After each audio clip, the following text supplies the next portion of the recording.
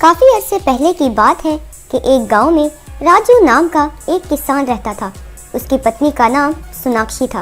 राजू खाने का बहुत शौकीन था। उसके अलावा सोनाक्षी का बनाया हुआ खाना बहुत मज़ेदार होता है, इसलिए वो बाहर का खाना बहुत कम खाता था। एक दिन राजू अपने दोस्त शामू से मिलने गया।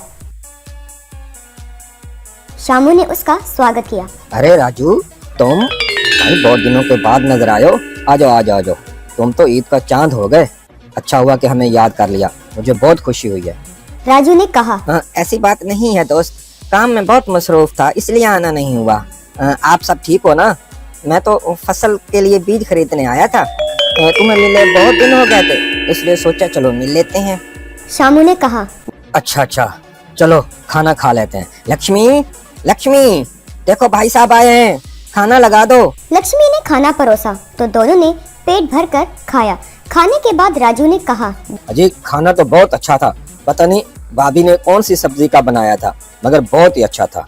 अरे ये तो सोनाक्षी भी इतने अच्छे तरीके से ना बना पाती। मुझे तो बहुत अच्छा लगा खाना। तब लक्ष्मी बोली, ये तो तला हुआ बैंगन था, शायद आपके इलाके में मिलता नहीं। शामू ने कहा।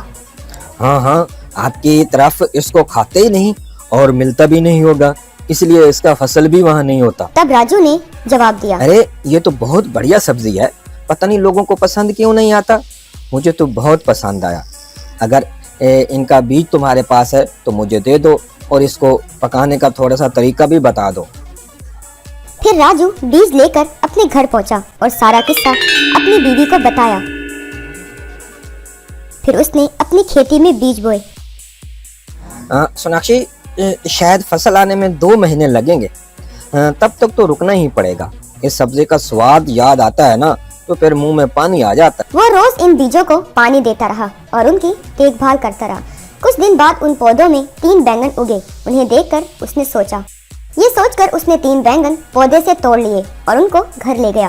फिर उसने अपनी बीवी से कहा, सोनाक्षी देखो कितना बढ़िया बैंगन है, तुम्हें याद है ना इनको कैसे पकाना है? आप पकाओ, मैं थोड़ा खेत से होके आता हूँ। ये कहकर वो वहाँ से चला गया। सोनाक्षी ने उनको पकाना शुरू किया।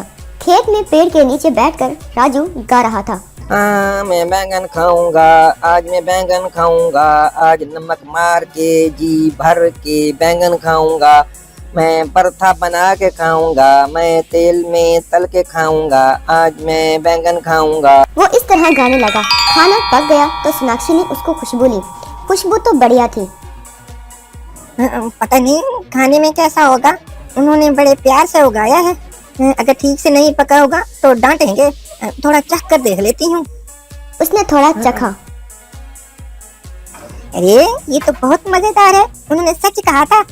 ये तो बहुत बढ़िया सब्जी है, इसलिए वो इतना तारीफ कर रहे थे, पर मैं समझ नहीं सकी। मुझे तो और खाने को दिल कर रहा है, पर 2 ही बचे हैं। वैसे भी खाते वक्त इसका बैंगन वो ही खाएगा, तो चलो मैं अपना हिस्से का 1 बैंगन खा लेती हूँ। ये सोचकर उसने दूसरा बैंगन भी खा लिया। इतने में खुशी खुशी राजू घर आया। अरे वाह, कितनी खुशबू आ रही है। सोनाक्षी, ओ सोनाक्षी, जल्दी जल्दी खाना लगाओ। तब सोनाक्षी खाना लेकर आई। बैंगन तो सिर्फ 1 ही बचा था, तो राजू ने कहा, अरे ये तो 3 बैंगन होने चाहिए थे, सिर्फ 1 ही बचा है, बाकी कहाँ गए? तब सोनाक्षी ने जवाब दिया, ऐसा है, 1 मैंने खाना पकते ही चखने के तौर पे खा लिया था। 2 बचे थे, उसमें 1 तो मेरा ही था ना, इसलिए मैंने वो 1 भी खा लिया। इस बात पर राजू को गुस्सा आया। अरे दिमाग ठिकाने है तुम्हारे?